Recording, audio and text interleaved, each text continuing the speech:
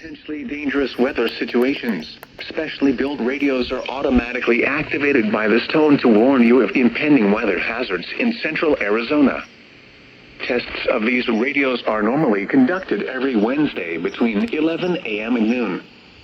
If there is a threat of, or existing severe weather in your area Wednesday, this test will not be conducted.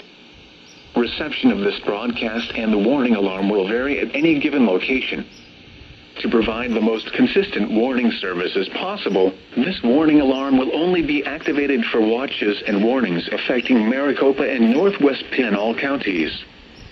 This concludes the test of the NOAA Weather Radio Warning Device.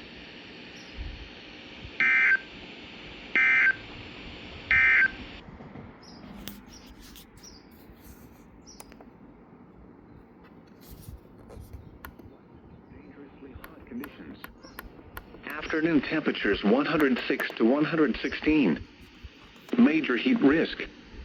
Overexposure can cause